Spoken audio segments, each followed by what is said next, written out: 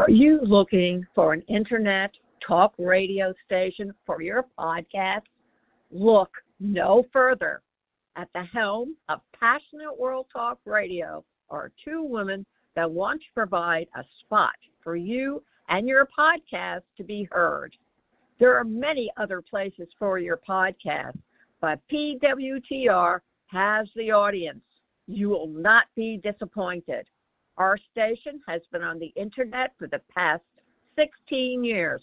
Call us for more information. 484-364-1032 or text Jeannie White, station manager at THECONNECTSHOW@gmail.com for podcast show details. This episode of the Energy Stoners Cafe is sponsored by Passionate World Talk Radio and Lillian Caldwell. PassionateWorldTalkRadio.com. Welcome to Passionate World Talk Radio. Educate, enlighten, entertain. This episode is an excerpt from my public access TV show, Talk with TQ. Welcome to the Energy Stoners Cafe. My name is Toni Quest, and I'm really happy that you're here. I like to interview the most interesting people I can find on the planet. So grab a cup of coffee, sit down, relax, and listen. You're going to find that these guests are so intriguing, you'll wonder why you didn't know about them before. Hi, everybody. I'm really happy that you're back here with me. And I'm really happy that I have two extraordinary guests tonight to talk about an extraordinary endeavor that they've embarked upon. And I'll call it a family affair, but it does go deeper than that. I'm interviewing Lucinda Clark and her husband, Robert Clark. Now, they embarked upon a project that actually started before the project. So I'm just going to take you back a little bit to a poetry series called View from the Middle of the Road. Now, this poetry series is remarkable in that this book, View from the Middle of the Road, has been published in at least 5 different editions. We're going to talk about View from the Middle of the Road, Volume 5. And Volume 5 is unique in that smack in the middle of all of this wonderful poetry, there's a short story. And this particular short story that was written by Xavier Clark talks about a subject that most people are not familiar with. It's about tango, but the fact that Black people don't tango. So, Lucinda, let's talk about View. Why did you decide to deviate somewhat from the regular series to incorporate the short story and talk about the subject of tango? Okay. Well, first of all, TQ, it's great to see you. It's been a minute. And there's just been so much going on. I am now Musa down. And so I think that I can effectively answer any question. Okay. So your question regarding View from the Middle of the Road. As you mentioned, it was an anthology. Actually, you've been featured in several of the previous of the series. And this time, I started to incorporate short stories. So it wasn't just Black People Don't Tango. It was also a story titled I Survived by a Uruguayan author. So the deviation was from the fact that the time had come to not just incorporate poetry, but new voices. The voice of for Black People Don't Tango is our son, Xavier, who one day came home after he had started his time in college, UGA, go Dogs. He saw his parents tangoing in the living room. And from that, he decided to write a short story. Yes, and it's an extraordinary story. And I have to say that I'm always very impressed by the things that you do in your family and what your different family members do.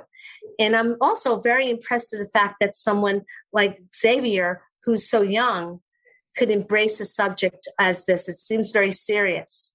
Now, as you know, I've seen you in Bob Tango, and I was, at your home at one time and you took me to a tango party. Now, me at that time being very naive and unknowing, I felt very uncomfortable because I did not understand why all these women are tangoing with men other than their husbands and they all have their eyes closed. I'm like, what the heck?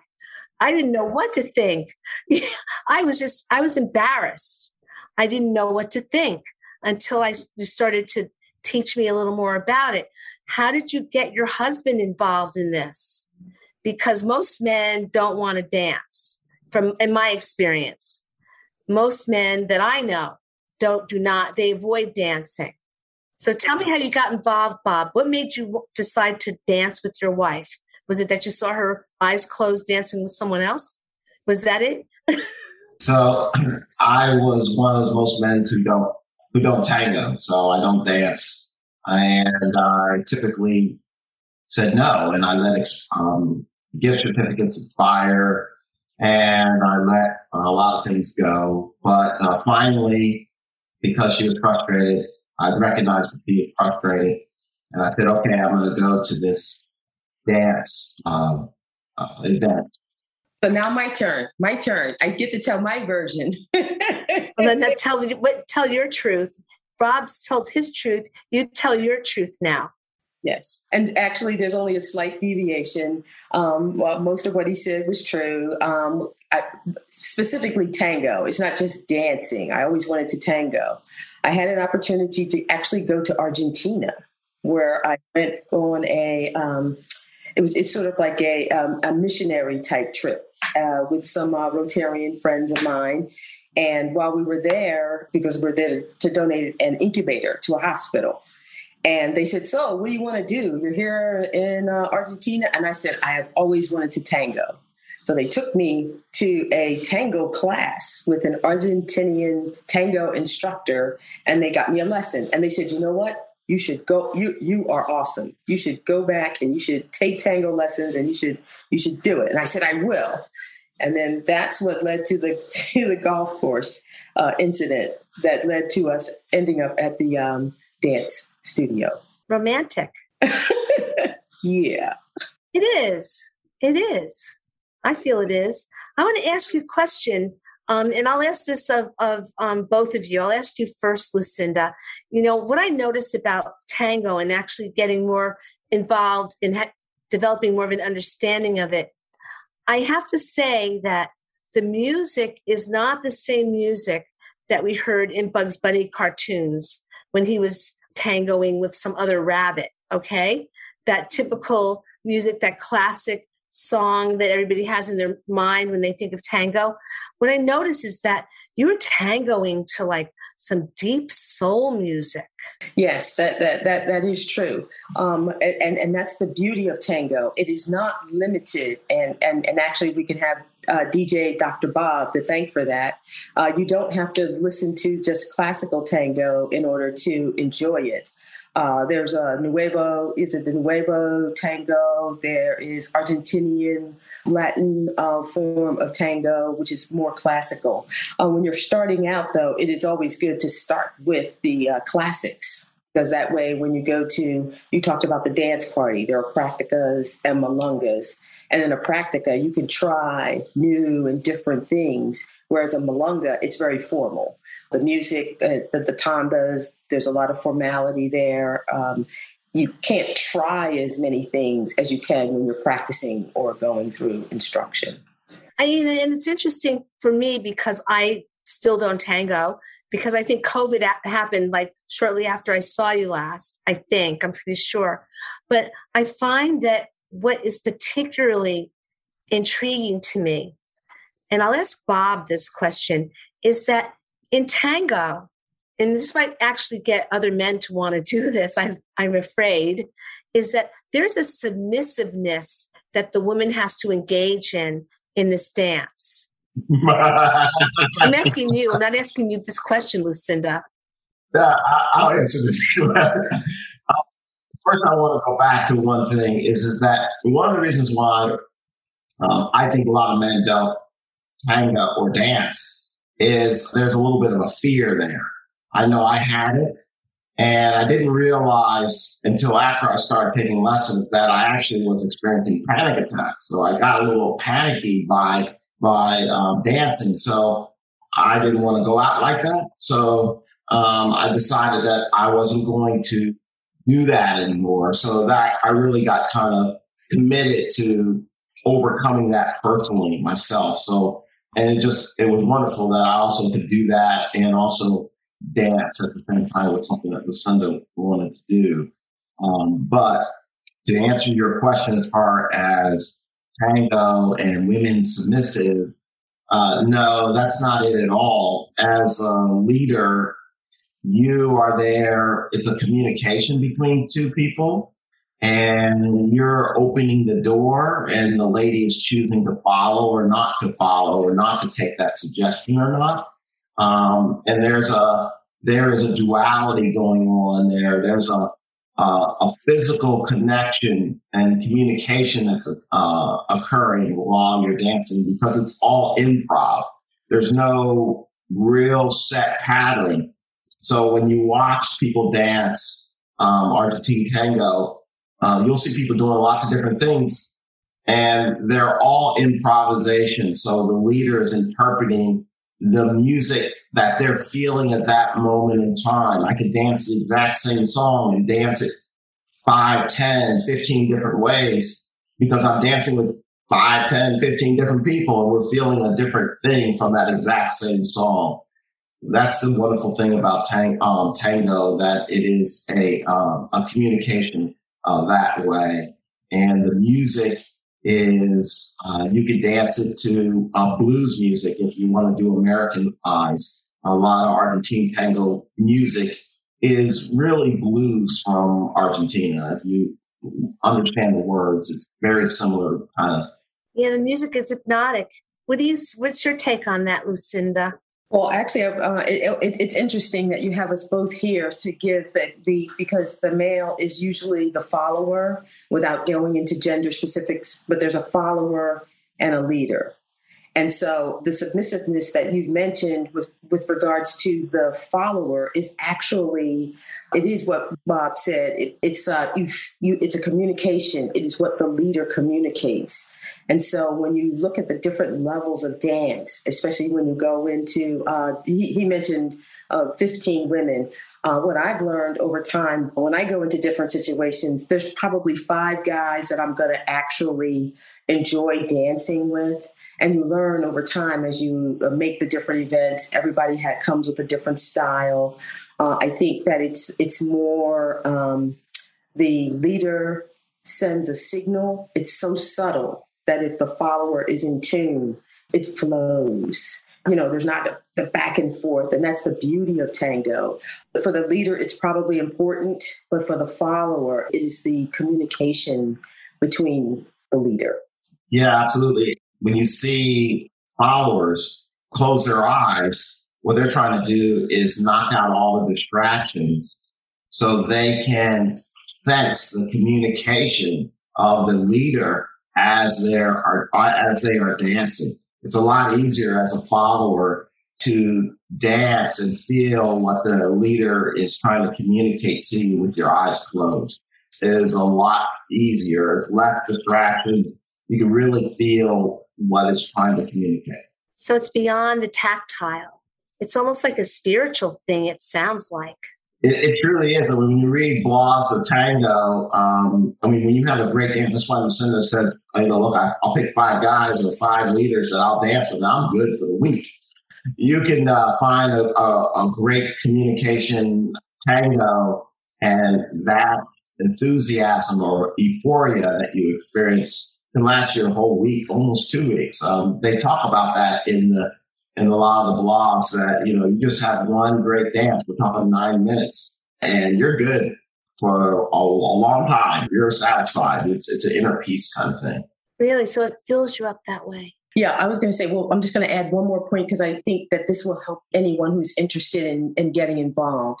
When we talk about a set where you're dancing with someone, it's usually called a tanda. I actually wrote a poem about it. And so you actually get 3 chances for the follower. If it's a new person she's dancing with, it's the same for all of us. The first song is engagement. The leader is probably determining what skills the follower is bringing to this particular session.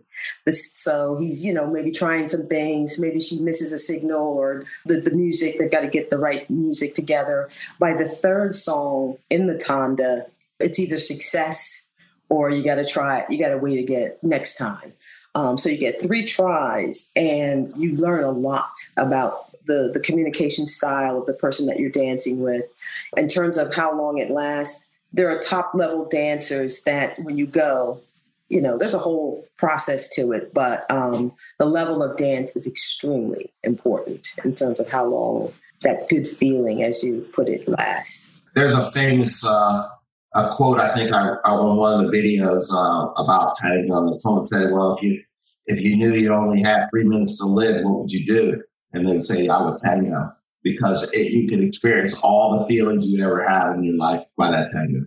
I'm going to have to get on the dance floor for some tango for me, because I would enjoy some satisfaction right about now. I'm just saying. No, I'm not mocking it, but I'm serious. I think that it's interesting how sort of another art form, I say it's an art form, can actually provide that, so as an artist, I can appreciate it.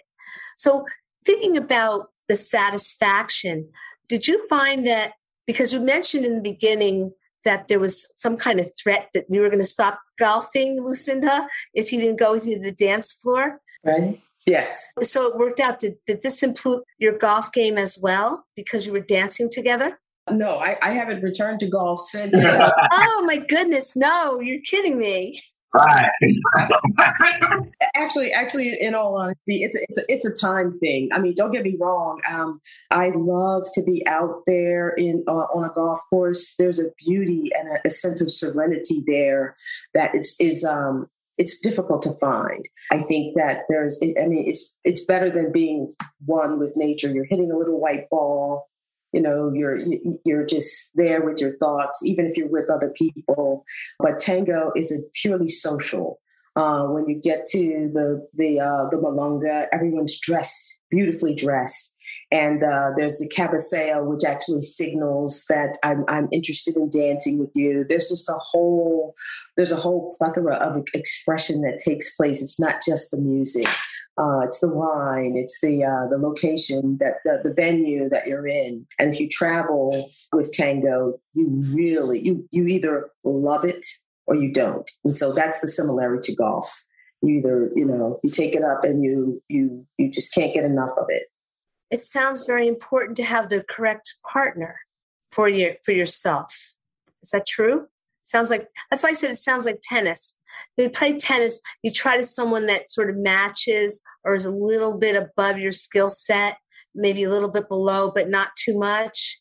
That's why when you were talking about finding a partner, of a certain the levels of skill. Yeah, I want to make a note here so that if there's a woman out there or someone who wants to get involved, this is the thing that I was not aware of until we actually started going, and that you don't need to bring a partner. There are people there who are actually engaged in tango solo, and sometimes it may be that, let's just say you're there taking lessons and you actually find someone whose communication style is easy for you to receive.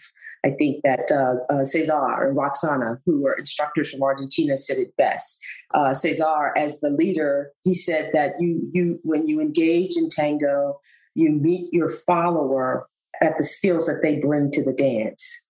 And then Roxana, his partner, and they dance beautifully. She has lots of skills, but she knows that if she's dancing with a man or a leader who has lesser skills, she's not going to, whip out her leg or, do a lot of embellishments that will throw her partner off. So it is. There are a lot of levels to it. Yeah, and so Lucinda mentioned earlier about the tanda. So, and she mentioned the first song, the leader is trying to learn how the person I'm dancing with, my partner at this moment, is communicating, where they're at.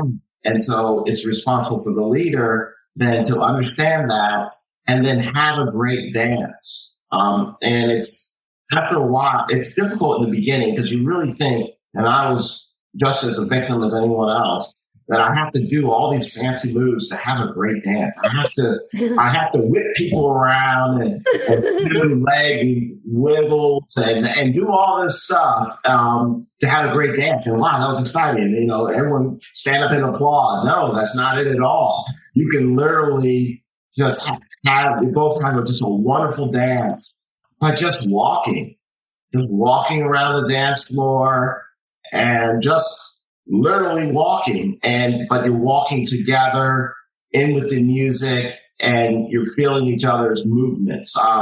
You don't have to do a whole bunch to really have a great dance. So it isn't so much about the skill of the partner as much as is the partner following and you both are communicating together at the same level. I think that's much more important than. Oh, wait, I got to tell a quick story about this because listening to him here, he was one of those guys. Fellas, don't do this. When we first started Tango, he used to watch every Tango video out there. So, you know, they've got the performers who are out there, you know, they're flipping the woman and the guys doing all kinds of, you know, moves and jiggle. And I said, please, let us just get the simple walk down. And oh, look at this guy, and we should do it like that guy. And so when you come, you're excited. You want to do well. But if you try and move ahead, you know, it's a gradual, because we've been dancing how long, Bob? What, 8, 9 years? Almost 10 years. Yeah. And so it takes time, especially if you're dancing with a partner who, let's just say they didn't dance at all when you've come to this. There are just a lot of things, body posture. There's all kinds of things that you have to learn before you can actually master a great tanda. It sounds like it sounds to me that it's a matter of control. At least that's the way it looked to me at that party. I enjoyed watching everybody dance, but I felt I didn't have the control to even be a follower. Yeah. You know, as opposed to a leader. Are the women always the follower? No, actually, and that's the reason why I was trying to make sure that I qualified it by not saying that things are gender specific. You can actually have 2 women dancing. Their sexuality is not even an issue. Or you can have 2 men dancing. The communication between the two people who are in the embrace, that's all that matters. Because actually, if you do it right, to get back to your eyes closed, you don't see any of the other dancers on the floor. You're not looking around, watching what other people are doing. You're gliding through the line of dance, and it is truly a beautiful thing. You are filled with joy, or if you've got a puller, you're filled with pain. You're full of something when those 3 songs are over. Full of joy sounds good. Yeah.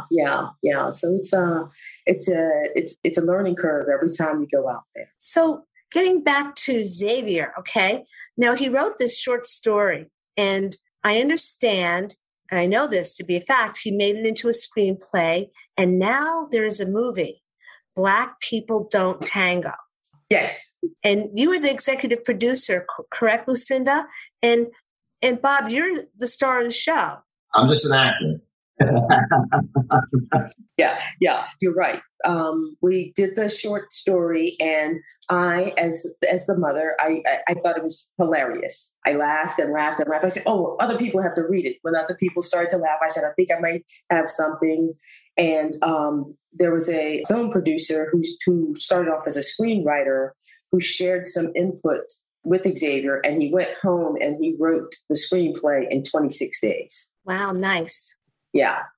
Okay. And then from there, we were working on an option. So we're moving into a whole new realm of film production because it was a feature film. From what I had learned, I said, listen, we need to do a short story. We need to do a short film and tell this story. So he actually, the difference between the feature and the short film, he totally revamped the script to fit into a tighter time frame. And it's a wonderful short film. It really is. It made me smile. I watched it a couple times. It made me smile. It made me laugh. A lot of it is because I saw your cameo. I laughed. You act like a woman that you're not. Okay. I'm like, as if she's not like that. And then Bob, you can dance. No, I didn't dance in the whole thing. Well, I saw you doing some footwork. There was some footwork. You know, what a great film that was. Now, how was it like having the whole family? Well, except for Jessica, was the only person. I don't know if I saw her in the film. Was she in the film? Well, no. She got the calls when we were trying to work out the little snags in communication. Yeah, it was a family affair, you know, and I have to say it's not every family or even couples that can work together like this and come out with a really beautiful product. So where can one see the film if they want to? I recommend that people see it. Where could someone see the actual film? Actually, we are in film festival process right now. So we're not distributing it, widely. We're waiting for the film festival season to be over. But if you want to take a look at one of the drafts, it's on YouTube at Black People Don't Tango. Black People Don't Tango on YouTube. Yeah. Just type it in.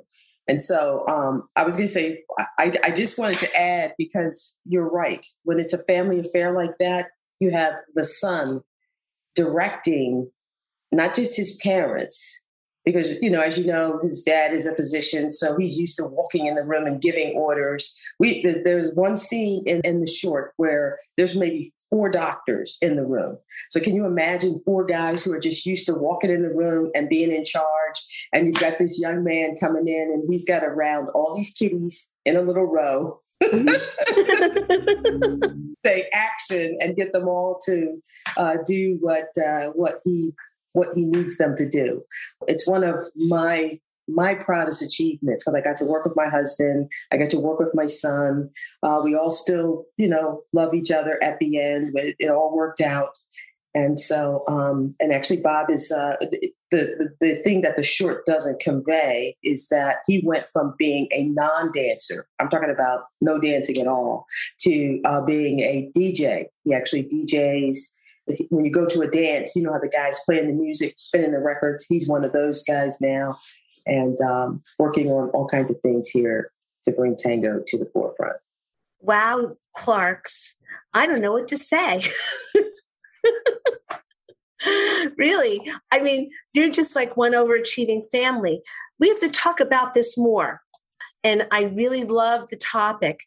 The next time we do this, and there will be a next time, I will have taken some tango lessons. No, don't say that. We're recording you, TQ. Really? I said it on the air, so it will be, and now that things are getting a little better in the world, I hope, I think that I can actually do that.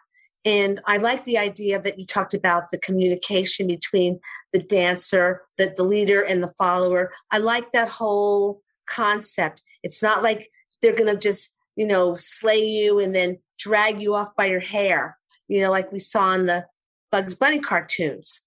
It's not that. It's not like that. Oh, we've got to. What do you think? Should we shout out to Clint? Well, the many videos I looked at while I was learning, but probably one of the better ones was actually in the short. His name is Clint, and you can see all his videos on Tangology.com. Tangology.com. Tangology101.com. But more importantly, I'm going to send the viewers of this show, I'm going to send them to YouTube to Black People Don't Tango. I'm sending them there blatantly because I really have a lot of confidence in the film. I like the film. I believe in the film, and it's got my total recommendation, highly recommended to see it. I believe it could be good for people in many, many ways. And the next time we talk, okay, and there will be a next time, let's talk about how it improves people internally, psychologically, and socially. Oh yeah, there's a lot of great evidence that dance helps in health. I mean, that's one of the things I've kind of learned over the years of this, is that dancing can help improve your health, your flexibility, your mobility, psychologically, along with physically. So it's one of those important things, and I would recommend it for sure. And thank you for shouting out the film. We need 300 more people. So if you watch it and you like it, share it. We need 300 more people to actually view it in the next, say, 7 days. And I can tell you about that later. I don't know what our timeline is like, but we need to get to 1,000 views within the next 7 days minimum. I think it's 300 people. It could happen. It could happen, And I have to say, I'm really happy that you guys came on and talked to me about this. I beginning to think that tango is the answer to world peace. And it might be, you never know. Could be. Stranger things, have happened. But come back to the show, both of you. Thank you so much for giving me the opportunity to interview you about this wonderful short story and the wonderful film. Okay. If you want to read the short story, View from the Middle of the Road, Volume 5, Black People Don't Tango, you'll see poetry and you'll see that wonderful short story by Xavier Clark. And the film, Black People Don't Tango, is now on YouTube. Check it out, share it, because it's a beautiful thing and it'll be good for you and it could be the answer to world peace. Oh. And so I thank you again for coming on the show, and we'll be talking about this again. And I promise the next time we do it, I will have had a tango lesson or 2 or 3. I might be addicted to tango by then, just like people are addicted to golf. Thank you. That could be. So I'll say goodbye to the audience. Bye-bye. Thanks for coming to the show, and come back again. I'll have the Clark family on again. I almost said the Van Trapp family. I'll have the Clarks on again to talk about their endeavors, and I'll definitely have another extraordinary guest to interview, as I promise, on this show. So I say goodnight to everybody. Bye-bye. Thank you for listening to the Energy Stoners Cafe. Are you looking for an internet talk radio station for your podcast? Look no further. At the helm of Passionate World Talk Radio are 2 women that want to provide a spot for you and your podcast to be heard. There are many other places for your podcast, but PWTR has the audience. You will not be disappointed. Our station has been on the internet for the past 16 years. Call us for more information. 484-364-1032, or text Jeannie White, station manager, at THECONNECTSHOW@gmail.com for podcast show details. Thank you for listening to Passionate World Talk Radio. You can listen to this program all over again by going over to https://passionateworldtalkradio.com.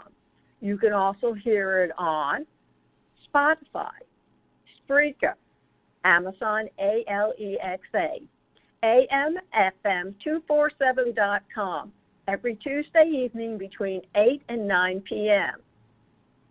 YouTube, Facebook Live, LinkedIn, and all the other podcast directories one can find on the internet.